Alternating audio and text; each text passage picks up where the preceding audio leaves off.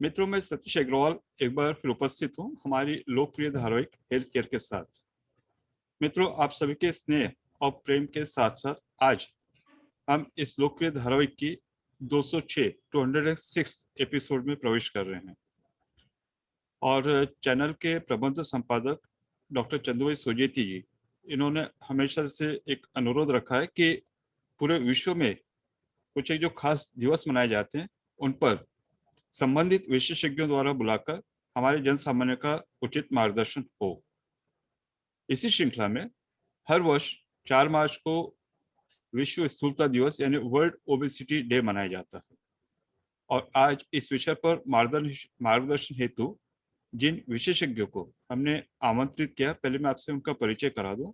हम अपने आप को बड़ा सौभाग्यशाली समझते हैं कि आज हमारे साथ अकोला निवासी शहर के जाने माने नेत्र चिकित्सक ऑप्थेल्मोलॉजिस्ट और अंतरराष्ट्रीय रोटरी संस्था के एनसीडी यानी जो असंक्रामक डिजीज जो संक्रामक नहीं होती है, ऐसी बीमारियों के कमेटी के चेयरमैन डॉक्टर जुगल जी टियानी हमारे साथ हैं। सर, स्टूडियो में आपका हार्दिक स्वागत है। नमस्कार। मित्रों, इस दिवस को मनाने का मुख्य उद्देश्य यह है कि जहाँ कुपोषण का नाम आता है तो हमारे नजरों के सामने, हमारे दिमाग में एक ऐसा चित्र आता है कि कोई बहुत कृष्णकाय, ऐसा तो दुबला पतला मरियल बच्चा या व्यक्ति जिसकी हड्डियां दिख रही हो, पेट फूला हो, ये नजर आता है। लेकिन विशेषज्ञों का ऐसा मानना है कि जहाँ ये अल्प पोषण हुआ, अंडर न्यूट्रिशन हो, वहीं पर over nutrition, weight gain, obesity, यह भी एक माल न्यूट्रिशन कुपोषण का प्रकार है और इसका बहुत ज्यादा कारण हमारी दैनंदिन दिनचर्या है, लाइफस्टाइल हमारी जो है उसमें बदलाव है। और अगर हम इस पे समुचित नियंत्रण रख पाए, उचित कंट्रोल कर पाए, तो हम इससे बच सकते हैं। सर, चर्चा की शुरुआत करते हैं। तो सबसे पहले कि एक बड़ा अजीब सा प्रश्न लग रहा है कि आहार का हमारे जीवन में क्या महत्व है। मतलब जो हम रोज करते हैं कि हम सांस ले तो क्या महत्व है, हम कुछ करें तो उससे हमारा आहार का क्या महत्व है, आप इस विषय में क्या कहना चाहेंगे? आहार जो है हमारे लिए ज़रूरी है। आहार से हमें ऊर्जा मिलती है और साथ-साथ में अपना शारीरिक और मानसिक विकास होता है। अगर जैसे आपने बताया कि आहार अगर कम रहा तो कुपोषण होता है और आहार में हम लोग अगर ज़्यादा प्रमाण में लेते हैं तो मोटापा, डायबिटीज़, हाइपरटेंशन और दूसरी बीमारियां होती है। मित्रों, जिस बीमारियों का सर ने उल्लेख किया है, डायबिटीज, हाइपरटेंशन, इस तरह की जो बीमारियां होती है, ये एक दूसरे छूने से, संक्रमण से नहीं होती, इसीलिए इसे असंक्रामक यानी नॉन कम्युनिकेबल डिजीज कहा गया है। और ये बहुत सारी बीमारियां हमारी जो दिनचर्या, जीवन शैली, उनसे संबंधित है। तो सर, इन सबसे बचने के लिए, जैसे मैंने कहा कि हमारे आहार पर हमारा नियंत्रण अवश्य होना चाहिए, तो हमने कौन सा आहार लेना चाहिए ताकि हमारा पोषण भी बराबर हो, हम स्वस्थ भी रह सके? हमारा जो आहार है वह बैलेंस्ड डाइट यानी एक संतुलित, तत्वयुक्त, समतोल, शुद्ध, सकस आहार रहना चाहिए। जो आहार है इसमें जो आहार इस पे डिपेंड रहता है कि हमारी उम्र कितनी है, हमारा जो है पुरुष है और फीमेल है, या फिर हमारा व्यवसाय क्या है, इस पे हमारा आहार डिपेंड रहता है। आहार में मुख्यतः माइक्रो न्यूट्रिएंट और मैक्रो न्यूट्रिएंट रहते हैं। तो मैक्रो न्यूट्रिएंट यानी जिसमें कार्बोहाइड्रेट, प्रोटीन्स और फैट्स रहता है, और माइक्रो न्यूट्रिएंट यानी विटामिन और मिनरल्स, ये चीजें इसमें आती है। तो जब भी हम लोग खाना खाने बैठते हैं, जो थाली रहती है, फूड प्लेट जो बोलते हैं, तो फूड प्लेट में इस तरह से हमारा आहार रहना चाहिए कि जो हाफ पोर्शन है, आधी प्लेट में फल और सब्जियां रहनी चाहिए और आधी प्लेट में धान्य, कडधान्य और दाल रहना चाहिए।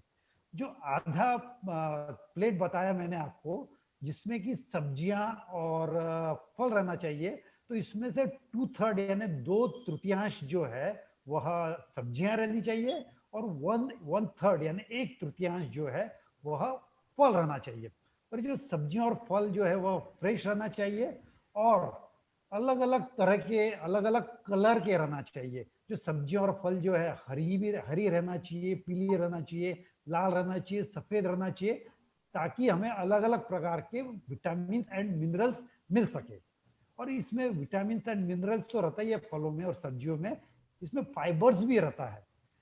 ठीक इसी तरह जो दूसरा हाफ है, जो दूसरे हाफ में 2/3 जो है धान्य और कडधान्य रहना चाहिए, गेहूं, चावल, जवारी, बाजरी, और 1/3 जो है वह पल्सेस यानी अलग अलग प्रकार के दाल रहना चाहिए।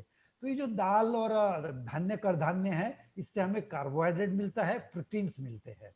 तो इस तरह से हमारा बैलेंस डाइट रहना चाहिए। और उसके साथ में जो दूध और दूध के पदार्थ है, दूध है, दही है, पनीर है, यह भी हमारे डाइट में जरूरी है। और इसी तरह जो हम लोग सीड्स और नट्स बोलते हैं, जैसे जवस हो गया, तिल्ली हो गया, और नट्स यानी ड्राई फ्रूट्स, काजू, किशमिश, अंजीर, बादाम, अखरोट, ये भी हम लोगों ने करीबन 15 से 20 ग्राम की मात्रा में हमें सेवन करना चाहिए, ताकि हमें हमारे डाइट बैलेंस्ड रहे और इसमें सभी प्रकार के कार्बोहाइड्रेट, विटामिन, मिनरल्स, फैट्स वगैरह सही मात्रा में मिले। तो बैलेंस डाइट में ऐसा रहता है कि you should have variety of foods, यानी विभिन्न प्रकार के पदार्थ इन राइट प्रोपोर्शन, ताकि हमारा वेट भी मेंटेन रहे और हम हेल्दी रहे। सर जिस तरह से मैं समझ रहा हूँ, आपने तमाम तरह के कलर तो गिना दिए, सफेद भी होने चाहिए, पीले भी होने चाहिए, लाल भी होने चाहिए। तो मैं जो समझ रहा हूँ, जितने ज्यादा कलर होंगे वो शायद हमारे शरीर के लिए उतना ज्यादा स्वस्थ होंगे। एब्सोल्युटली राइट, सब तरंगी। सप्तरंगी, तो जिससे इंद्रधनुष के 7 रंग है, तो और भी ज्यादा अगर कलर मिलते हो तो शायद हम और ज्यादा स्वस्थ हों। तो राइट। मित्रों, ये भोजन का जो कलर है वो न केवल हमारे पीली दालों से होगा या हमारे लाल सब्जियों से, फलों से होगा। जितनी तरह के हम लोग कलर इसे बना सकते हैं। और सर ने एक बहुत महत्वपूर्ण चीज की कि होममेड या अपने घर में बनाई होनी चाहिए, यानी कि बाहर से कहीं से आर्टिफिशियल कलरिंग लाए या फ्लेवरिंग लाए, वो चीजें नहीं हो। सर मैं ठीक कर रहा हूँ? Yes yes.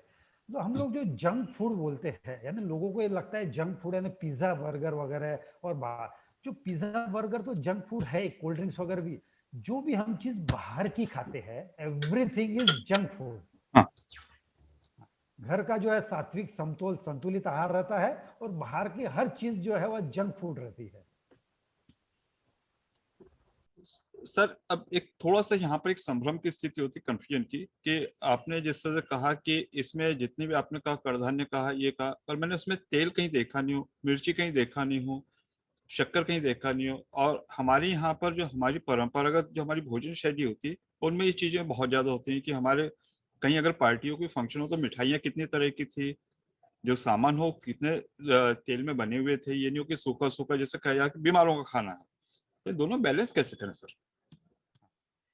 इसमें जो है ऐसा देखा गया, WHO जो है जागतिक संगठन, स्वास्थ्य संगठन जो है, उन्होंने रिकमेंड किया है कि हम लोगों ने रोज 3 चम्मच तेल, 1 चम्मच नमक और 5 चम्मच शक्कर खाना चाहिए। लेकिन हमें भारतीय जो हमारी डाइट जो है, उसमें ये देखा गया है 1 चम्मच नमक की जगह हम लोग 3 चम्मच नमक खाते हैं, 3 चम्मच तेल की जगह पे करीबन 5 से 10 चम्मच हम लोग तेल खाते हैं, और 5 चम्मच शक्कर की जगह पे हम लोग 15 से 20 चम्मच शक्कर खाते हैं। तो यह हमारा बहुत ही इम्बैलेंस डाइट है। तो जब भी जो तेल का एक एक चीज हम लेते हैं, तेल देखते हैं, तो जो तेल जो है, तेल का नॉर्मल, जिसको भी समझो शुगर है, बीपी है, या फिर ओबेसिटी है, तो उसने 3 चम्मच यानी 15 ml से 20 ml रोज लेना चाहिए। और जो जिसी को कुछ प्रॉब्लम नहीं है, तो वह 5 से 6 चम्मच यानी 25 से 30 ml तेल रोज ले सकता है। अभी तेल जो है वह इसमें 2 टाइप के हैं, healthy fat and unhealthy fat. Unhealthy fat जो है, जो सैचुरेटेड फैट जो है या फिर ट्रांस फैट जो है, वो अनहेल्दी फैट रहता है, जो हमारे स्वास्थ्य के लिए ज्यादा प्रमाण में अगर हम लेते हैं तो हमारे स्वास्थ्य के लिए धोखा है। तो सैचुरेटेड फैट यानी जो भी चीजें ठंडी में जम जाती है, घी हो गया, बटर हो गया, पाम तेल हो गया, खोबरे का तेल हो गया, इसमें सैचुरेटेड फैट का प्रमाण 50, 60, 70% रहता है, जो कि 5 से 10% रहना चाहिए। तो ये 50, 60, 70% रहता है, इसलिए हमारे स्वास्थ्य के लिए लाभदायक नहीं, हानि हानि हमारे स्वास्थ्य को नुकसान नुकसान देता पर। है। यह हमने टालना चाहिए, नहीं खाना चाहिए, कम से कम खाना चाहिए। इसकी जगह पे जो हेल्दी फैट जो है, ओमेगा 3 जो है, ओमेगा 6 फैट है, ओमेगा 3 फैट है, या फिर मोनोसैचुरेटेड फैट जो है, यह हम लोगों ने सेवन करना चाहिए। ज्यादा से ज्यादा मात्रा में नहीं करूंगा मैं, 3 से 4 चम्मच या 5 चम्मच जो है हम लोगों ने डेली करना चाहिए। अब मोनोसैचुरेटेड ओमेगा 3 काय में ज्यादा रहते हैं, ऑलिव ऑयल में ज्यादा रहते हैं, कैनोला ऑयल में ज्यादा रहते हैं, सरसों का तेल जो है इसमें ज्यादा रहते हैं, सोयाबीन का जो तेल है उसमें ज्यादा रहते हैं, और जो जवस का तेल है उसमें ज्यादा रहते हैं, और फली का तेल। ये जो 5-6 जो ऑयल बताया मैंने, तो ये ऑयल हम लोगों ने कंज्यूम करना चाहिए इन राइट प्रोपोर्शन। तो एक तो ऑयल का हो गया। अभी दूसरा आपने बोला है नमक का। नमक भी जो है 1 चम्मच लेना चाहिए, 5 ग्राम लेना चाहिए, तो हम लोग जो है 3 चम्मच यानी 15 ग्राम नमक लेते हैं। ज्यादा नमक लेने से क्या होता है, ज्यादा नमक लेने से हमारा वजन तो बढ़ता ही है, वजन बढ़ने के अलावा हाइपरटेंशन, बीपी बढ़ता है, और हृदय से संबंधित हमारे को अनेक प्रकार की बीमारियां होती है। तो हम लोगों ने कम से कम नमक लेना चाहिए। जितना कम नमक लेंगे उतना हमारा बीपी और हार्ट से रिलेटेड प्रॉब्लम्स कम आएंगे। जो है हम लोग जो देखते हैं, नमक ज्यादा तो हम लोगों ने किचन में अगर नमक कम से कम वापरा तो ठीक है, कोई प्रॉब्लम नहीं है। लेकिन ऐसी बहुत सारी चीजें रहती है जिसमें नमक का प्रमाण ज्यादा है। फॉर एग्जाम्पल पपड़ जिसमें जो है ज्यादा रहता है, अचार में ज्यादा नमक रहता है, तो ये चीज हमने अवॉइड करना है। और उसी तरह जो है हम लोग जो है बहुत सारे जो फ्रूट जूसेस लेते हैं, जूस में भी फलों के ऊपर नमक डालते हैं, जूस में नमक डालते हैं, तो यह हम लोगों ने प्रथा कम करना चाहिए। और उसी तरह जो शक्कर है, ज्यादा शक्कर हमारे शरीर के लिए नुकसानदायक रहती है। तो ज्यादा शक्कर नहीं लेते हुए करीबन 5 चम्मच शक्कर लेना चाहिए। क्योंकि नमक में, शक्कर में सिर्फ कैलोरीज रहती है, उसमें विटामिन एंड मिनरल्स नहीं रहता है, प्रोटीन्स कार्बोहाइड्रेट नहीं रहता है। तो अगर हमको शक्कर खाने की ज्यादा इच्छा होती है, तो हम लोगों ने जो है फ्रूट्स की तरफ ज्यादा ध्यान देना चाहिए। मीठे फ्रूट्स, आम हो गया, सीताफल हो गया, ये अंगूर हो गया, चीकू हो गया, इसकी तरफ ज्यादा ध्यान देना चाहिए। ड्राई फ्रूट्स लेना चाहिए हम लोगों ने, ड्राई फ्रूट्स, मीठे ड्राई फ्रूट्स, अंजीर हो गया, किशमिश हो गया, खारिक हो गया, खजूर हो गया। तो हम मीठे का हमारा टेस्ट भी आ जाएगा, और हमारे शरीर को नुकसान ना करते हुए विटामिन एंड मिनरल्स का प्रमाण हम इसमें ज्यादा रहेंगे। निश्चित तौर से सर, क्योंकि जैसे मैंने कहा कि हमारे जो एक परंपरागत जो हमारा भोजन है उसमें ये सब चीजें बहुत ज्यादा होती है, तो आपने कहा कि इनसे हमें कम से कम सेवन करना चाहिए। सर एक बहुत ही महत्वपूर्ण प्रश्न है, क्योंकि हम सब लोगों ने अभी कोविड और लॉकडाउन अनुभव किया था पिछले 1 वर्ष में। अमरावती में तो हमने पिछले दिनों काफी ज्यादा अनुभव किया था। तो इस समय में सब लोगों की एक्टिविटीज बंद हो गई थी, बाहर आने जाने पर प्रतिबंध था, बच्चों के लिए बाहरी मैदान भी नहीं थे, स्कूल भी नहीं थी, और घर में सब लोग जिस तरह टाइम व्यतीत कर रहे थे, तो भोजन पे ज्यादा जोर था। तो इस भोजन शैली से लोगों के स्वास्थ्य पर क्या असर हुआ, और आगे के लिए आप क्या सलाह देना चाहेंगे? जो भोजन जो है, अगर हम बरोबर बैलेंस डाइट रखे, तो इससे जो सर है मैं हमारे, क्लियर कर दूं, क्योंकि जो फिगर्स आए हैं ये बता रहे हैं कि इस समय में बच्चों में मोटापा काफी बड़ा था, यानी ऑल ओवर वर्ल्ड की जो आ रहा है इंक्लूडिंग इंडिया। तो ऐसा बताया गया था इस समय में उनके मोटापा काफी बड़ा, वजन काफी बड़ा था। तो बरोबर। इस संदर्भ में भी आप क्या सूचना देना चाहेंगे? हाँ, तो मोटापा जो आहार से रिलेटेड, जैसे हमारा आहार अगर इसमें हम लोगों का तेल ज्यादा है, कार्बोहाइड्रेट ज्यादा है, शक्कर ज्यादा है, तो उसकी वजह से हम लोग कैलोरीज ज्यादा लेंगे, और ज्यादा कैलोरीज लेने से मोटापा निश्चित ही बढ़ेगा। तो जितना हम लोगों का बैलेंस डाइट रहेगा, जितना हम लोग जो है ऑयल कम करेंगे, कार्बोहाइड्रेट कम करेंगे, उतना मोटापे का प्रमाण कम होगा। हम लोगों ने जो है प्रोटीन्स की मात्रा हमारे डाइट में बढ़ाना चाहिए, और शुगर की और तेल की मात्रा कम करना चाहिए। अभी जैसे आपने कोरोना का बताया, तो कोरोना के अंदर जो है रोग प्रतिरोधक क्षमता, यानी जो हम लोग इम्यूनिटी बोलते हैं, इसका बहुत बड़ा रोल है। और कौन से आहार से हम लोग इम्यूनिटी बढ़ा सकते हैं, इस बात पे हमें गौर करना चाहिए। तो कौन सा ऐसा आहार है जिससे हमारी इम्यूनिटी बढ़ती है, रोग प्रतिरोधक क्षमता बढ़ती है? तो सबसे पहले इसमें जो आते हैं साइट्रस फूड, यानी जो खट्टे जो फ्रूट्स है, नींबू हो गया, संतरा मौसम्बी होगा, पाइनएप्पल होगा, जो भी खट्टे जो फ्रूट्स रहते हैं उसमें हमारी इम्यूनिटी बढ़ती है। और ठीक है, इसी तरह जो पपई है और कीवी है, इससे हमारी इम्यूनिटी बढ़ती है। और सब्जियों में हम लोग देखेंगे, तो सब्जियों में जो ब्रोकोली है और स्पिनच है, यानी पालक और ब्रोकोली है, इससे भी हमारी रोग प्रतिरोधक क्षमता बढ़ती है। और लहसुन जो है, अदरक जो है, इससे भी हमारी इम्यूनिटी बढ़ती है। ठीक इसी तरह जो ग्रीन टी जो है, ग्रीन टी में ईजीसीजी की मात्रा रहती है, तो जिससे हमारी इम्यूनिटी बढ़ती है। और दही है, दही मात्रा, दही भी अगर हम लोग हमारे डाइट में लेते हैं, तो इससे हमारी इम्यूनिटी बढ़ती है। बादाम से भी हमारी इम्यूनिटी बढ़ती है। तो यह अगर हम लोग इस आहार का, इस पदार्थ पे अगर हम लोग ज्यादा ध्यान देंगे तो हमारी रोग प्रतिरोधक क्षमता बढ़ती है। और इम्यूनिटी बढ़ाने के लिए जो है, अगर हम लोग नियमित व्यायाम करते हैं तो नियमित व्यायाम करने से भी हमारी इम्यूनिटी बढ़ती है। अगर हम 6 से 8 घंटे की नींद लेते हैं बरोबर, तो 6 से 8 घंटे की नींद लेने से भी हमारी इम्यूनिटी बढ़ती है। और तनाव कम से कम ले, हम तनाव ना ले और कम से कम तनाव ले, तो हमारे जो शरीर की कोशिकाएं है इसमें नकारात्मक असर कम आता है और इसी से हमारी इम्यूनिटी बढ़ती है और कोरोना को हम लोग फाइट कर सकते हैं। सर एक बहुत अच्छी बात आपने किया। तो जिस तरह से सर ने बताया कि शक्कर हो चाहे कार्बोहाइड्रेट हो या फैट हो, अगर उसका हम ज्यादा मात्रा में सेवन करते हैं तो ये हमारे शरीर में कैलोरीज बढ़ा रही है। जितना हमारा शरीर की आवश्यकता होती है उतना शरीर उसे पचा लेगा, और जो ज्यादा होगी वो हमारे शरीर में एक्स्ट्रा चर्बी के रूप में जमा होती रहेगी। एक तरह का बैंक बैलेंस हम बढ़ाते जा रहे हैं। पर ये बैंक बैलेंस जो हमारी समृद्धि का परिचायक है, वहां पर बढ़ी हुई चर्बी हमारे स्वास्थ्य के लिए हानिकारक है। और सर ने कहा कि इसे घटाने का केवल और केवल एक ही उपाय है कि आप उतना श्रम कीजिए या एक्सरसाइज कीजिए, व्यायाम कीजिए। सर बहुत बार ये होता है कि लोगों का एक प्रश्न होता है कि आपने कहा था कि व्यायाम कीजिए, कसरत कीजिए, एक्सरसाइज कीजिए, और वो पॉसिबल नहीं हो सकता, खास करके जिन लोगों का वजन बढ़ा हो तो वैसे वो प्रवृत्ति से आलसी होते हैं। तो इसका कोई अल्टरनेटिव है क्या? या जैसे मैंने बताया कि जो कोरोना और लॉकडाउन टाइम में था कि बाहर जा नहीं पा रहे हैं, तो घर की घर में क्या आप उनको क्या सलाह देंगे कि जिससे उनकी कैलोरीज बढ़े नहीं बल्कि घटे? बराबर। इसमें से वजन कम करने के लिए दो चीज जरूरी है, एक तो संतुलित आहार और दूसरा नियमित व्यायाम।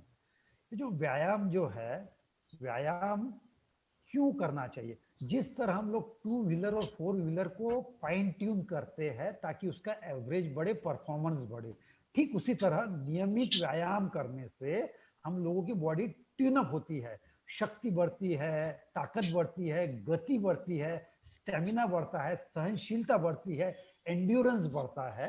और इससे हमारा जो शरीर जो है वजन कम होता है, शरीर सुंदर, स्वस्थ, सुदृढ़ दिखता है। इसके अलावा हमारा जो पचन क्रिया है वह लाइन पे रहती है, पचन क्रिया अच्छी होती है, रोग प्रतिरोधक क्षमता बढ़ती है, हृदय की जो कार्डियो एक्सरसाइज रहती है, हृदय की क्षमता बढ़ती है, और हमारा जो शरीर शांत, दिमाग जो है शांत रहता है, नींद अच्छी आती है, सर दर्द, माइग्रेन का प्रमाण कम होता है।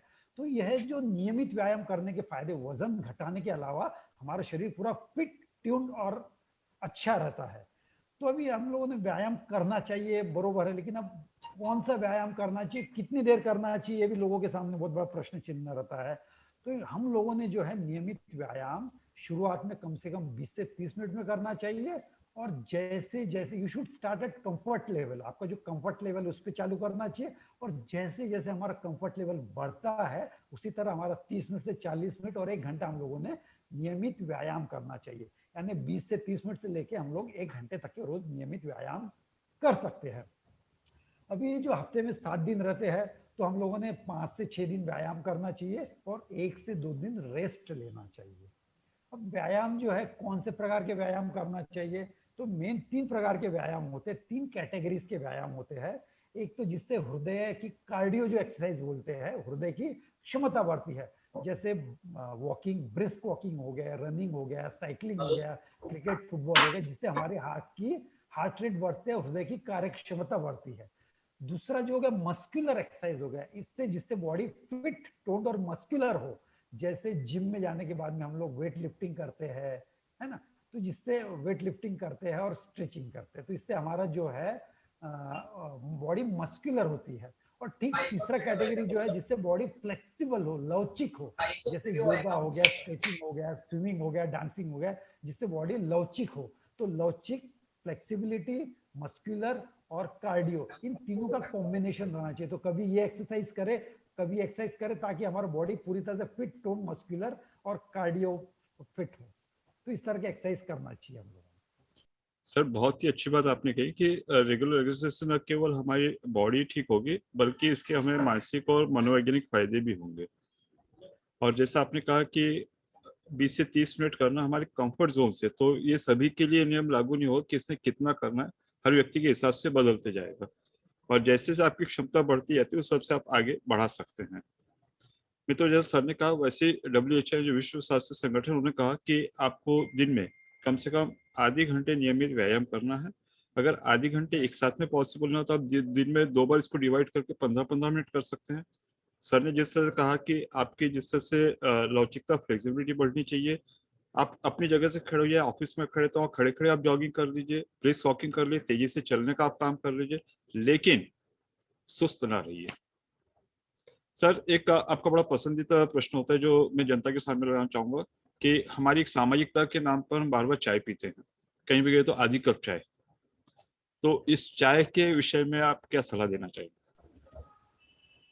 जो ये आधी कप चाय की जो प्रथा है, यह बहुत ही गलत प्रथा है। क्योंकि क्या है, चाय में जो है ना कैलोरीज रहती है और लिक्विड कैलोरीज रहती है। Liquid calories they are dangerous, जो हम लोग काउंट नहीं करते हैं। हम लोग बोलेंगे खाने में हमने एक रोटी खाई, 2 रोटी खाई, लिक्विड कैलोरीज हम लोग काउंट नहीं करते हैं।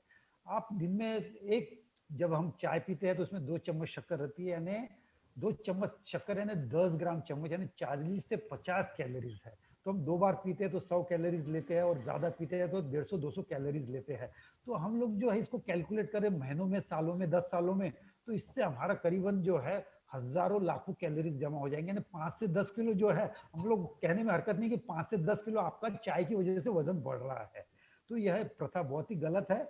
लिक्विड कैलोरीज जो है, क्योंकि हमारा जो सैटिस्फैक्शन सेंटर जो है ब्रेन का, उसको रिकॉग्नाइज नहीं करता है। हम लोग खाएंगे तो हमारा पेट भरेगा, पेट भरने से सैटिस्फैक्शन इंडेक्स को सिग्नल जाएगा और हमारा पेट भरेगा, और हम बोलेंगे नहीं भाई हमको मत दे। लेकिन लिक्विड कैलोरीज जो है, जैसे फ्रूट्स हम खाएंगे तो पेट भरेगा, लेकिन हम जूस पिएंगे, लिक्विड कैलोरीज रहेंगी, तो हमारा पेट जल्दी नहीं भरेगा। तो liquid calories are very dangerous, जिसमें चाय भी हमने नहीं लेना चाहिए। जो भी हमें बोलते हैं, फोर्स करते हैं, उन्हें हाथ जोड़ के नमस्कार करिएगा, और चाय की जगह पे एक ग्लास हमारा शीतल ठंडा पानी दे दीजिएगा।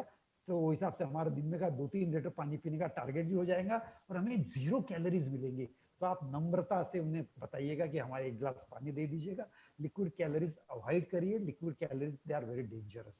और कोल्ड ड्रिंक्स जब हम लेते हैं, एक 200 ml का कोल्ड ड्रिंक्स है, तो उसमें हमें 100 कैलोरीज मिलती है, यानी 20 चम्मच शक्कर एक 200 ml की जो रहती है। तो liquid calories they are very dangerous, you should strictly say no to liquid calories. Sir, इसको थोड़ा सा कुछ बदल के नहीं बता सकते? कुछ चाय की जिनको आदत है कि भाई इसमें दूध कम लीजिए या शक्कर कम लीजिए, ऐसा कोई पर्याय नहीं सुझा सकते हैं आप? पर्याय है ना, जो ग्रीन टी जो है, ग्रीन टी का सबसे बढ़िया पर्याय है। उसमें दूध भी नहीं रहता है, शक्कर भी नहीं रहती है, तो दैट इज बेस्ट। और उसमें एंटीऑक्सीडेंट EGCG नामक के जो पदार्थ रहता है, एंटीऑक्सीडेंट जो है आपके दिमाग के लिए, हार्ट के लिए, पूरे शरीर के लिए एंटीऑक्सीडेंट्स दे आर मस्ट। तो आप लोग ग्रीन टी पीजिएगा, that is the best option. मित्रों, सभी दर्शकों से ये अनुरोध है कि सर ने जो बहुत महत्वपूर्ण बात की कि चाय का हमें कम से कम सेवन करना है, और जो कोल्ड ड्रिंक है, शीत पेय जो बाजार में मिल रहे हैं, उसका तो बिल्कुल भी नहीं करना है। चाहे टीवी पर कितनी भी एडवर्टाइज दिखाए कि जो छोटी बोतल है बड़ी में बदल गई है, उसमें डेरिवेट चल रहा है कि आप जो 200 ग्राम की लेते थे उसमें वो 2 लीटर की हो गई, 5 लीटर की हो गई। लेकिन कृपा करके, छोटी उम्र हो बड़ी उम्र हो, कहीं पर भी इसका सेवन ना करें। खासकर जो कार्बोनेटेड ड्रिंक्स हैं, सर ने कहा कि हमारे लिए सिर्फ और सिर्फ हानिकारक है। सर, एक बहुत ही महत्वपूर्ण चर्चा चल रही और काफी रोचक जानकारी आपसे मिल रही है। बात तो बहुत आगे बढ़ानी थी, पर समय की अपनी सीमा है। अब चूंकि हम कार्यक्रम के अंतिम मोड़ पर है, तो इस कार्यक्रम के माध्यम से हम हमारे दर्शकों को हमारे एक्सपर्ट के चरित्र का वह पहलू सामने लाते हैं जो आमतौर से दिखता नहीं है। जितना मैं आपको जानता हूं कि आप अपने एक काफी पेशे से सफल ऑप्थेल्मोलॉजिस्ट हैं। रोटरी में आपने काफी कम उम्र में काफी ख्याति अर्जित कर ली है। सामाजिक सेवा में आप हमेशा आगे रहते हैं, चाहे वो रोटरी का कैंप हो, चाहे सामाजिक संस्था हो। अग्रवाल समाज के आप वाइस प्रेसिडेंट हैं। और उसके बाद जब भी मैं आपसे मिलता हूँ, आपके चेहरे पे हमें हंसी रहती है। तो आप इन सब चीजों बैलेंस कैसे बनाते हैं? डॉक्टर सतीश अग्रवाल जी, ये जो मेरा जो पेशा है, जैसे आपने बताया ऑप्थेल्मोलॉजिस्ट है, और ऑप्थेल्मोलॉजिस्ट में खासियत ये रहती है कि पूरा चीजें प्लान रहती है। तो इसमें जो सुबह जो है मैं ऑपरेशन कर लेता हूँ, मेरा 9-10 बजे तक के ऑपरेशन खत्म हो जाते हैं। उसके बाद में हमारी इमरजेंसी बहुत ही मिनिमम रहती है, नहीं रहती है। और ओपीडी जो रहती है, ओपीडी का विशिष्ट 4 से 6 घंटे का टाइम रहता है। तो इसके अलावा जो है, वो जो भी बचा टाइम रहता है, वह मैं सामाजिक कार्य में देने की कोशिश करता हूँ।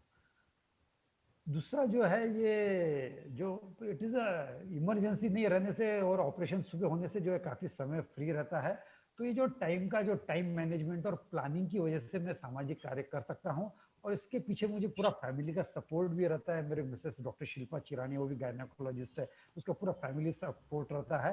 तो अच्छे प्लानिंग, टाइम मैनेजमेंट और इसी, और दूसरा जो है जैसे इतने 3-4 संस्थाओं में मैं अटैच हूँ, लेकिन कोई भी संस्था में मैं जब एक जवाबदारी लेता हूँ तो वो जवाबदारी को निभाने के लिए मैं वो संस्था को ज्यादा समय देता हूँ और बाकी दूसरी संस्था को इतना समय नहीं देता हूँ, ताकि मैं अपने जो भी पोस्ट है उसको मैं उसका जो पोस्ट का जो मुझे जवाबदारी दी है उसका निर्वाह कर सकूं।